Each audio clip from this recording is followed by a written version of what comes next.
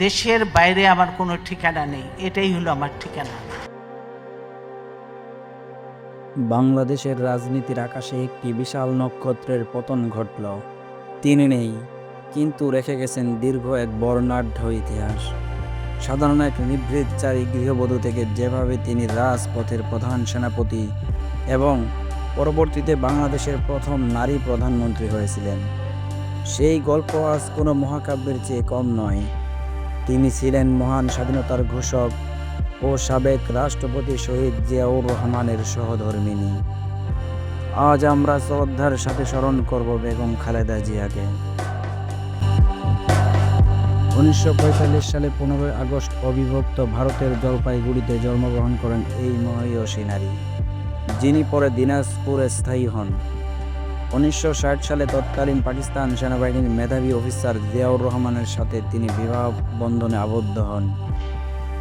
দীর্ঘ সময়ে তিনি কেবল এক নিভৃতচারী গৃহবধূ হিসেবেই পরিচিত ছিলেন, কিন্তু 1981 সালে রাষ্ট্রপতি জিয়াউর রহমানের শাহাদাতের পর ও দলের প্রয়োজনে ঘর ছেড়ে রাজপথে নেমে আসেন। বেগম খালেদা জিয়ার রাজনৈতিক জীবনের অন্যতম বিস্ময়কর তথ্য হল, তিনি তার দীর্ঘ ক্যারিয়ারে যতগুলো আসনে নির্বাচনে দাঁড়িয়েছেন তার একটিতেও কখনো হারেননি। 1984 সালে বিএনপির হাল ধরার পর তিনি স্বৈরাচার বিরোধী আন্দোলনের প্রধান নেতৃত্ব দেন। রাজপথে তার কণ্ঠই প্রথম প্রকম্পিত হয়েছিল সেই ঐতিহাসিক স্লোগান, দেশ বাঁচাও মানুষ বাঁচাও। টেকনাফ থেকে তেঁতুলিয়া সারা দেশের তখন একটি স্লোগানে মুখরিত হতো, আপোষহীন নেত্রী খালেদা জিয়া। 3 মেয়াদে বাংলাদেশের প্রধানমন্ত্রী হিসেবে তার শাসনকাল ছিল উন্নয়নের স্বর্ণযুগ। 1991 সালে গণতান্ত্রিক নির্বাচনের মাধ্যমে তিনি দেশের প্রথম নারী প্রধানমন্ত্রী হন এবং দেশের সংসদীয় গণতন্ত্র পুনঃপ্রবর্তন করেন।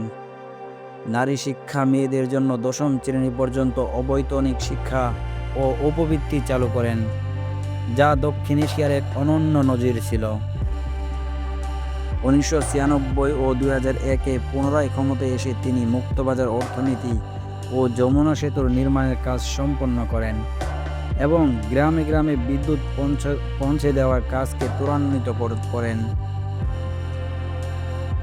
বয়স্ক ভাতা ও বীর মুক্তিযোদ্ধাদের সম্মানী ভাতার মতো মানবিক পদক্ষেপগুলো তার সময়েই শুরু হয়েছিল। রাজনীতির আদর্শের ভিন্নতা থাকলেও বিভিন্ন সময়ে আমরা দেখেছি মানবিক সৌজন্যমূলক সম্পর্কের নজির। 1991 সালে সরকার গঠনের পর বিরোধী দলীয় নেত্রী শেখ হাসিনার সাথে তার সংসদীয় আলাপ আলোচনা কিংবা পরবর্তীতে উৎসবে একে অপরকে উপহার ও শুভেচ্ছা বিনিময়, এগুলো ছিল আমাদের রাজনীতির এক সুন্দর দিক। মতপার্থক্য ছাপিয়ে জাতীয় স্বার্থে সব রাজনৈতিক দলের সাথে তার এই সৌহার্দ্যপূর্ণ মুহূর্তগুলো আজও মানুষকে আশাবাদী করে।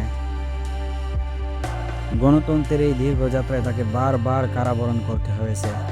2007 সালে 1/11 সরকারের সময় থেকে শুরু করে পরবর্তী বিভিন্ন সময় তিনি দীর্ঘমেয়াদে কারাবন্দী, গৃহবন্দী ছিলেন। জীবনের শেষ অধ্যায়ে এসে তিনি চরম অসুস্থতার শিকার হন।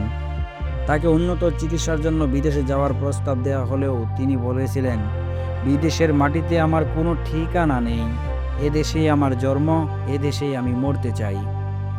নিজের প্রিয় মাতৃভূমিকে ছেড়ে তিনি এক পাও নড়েননি।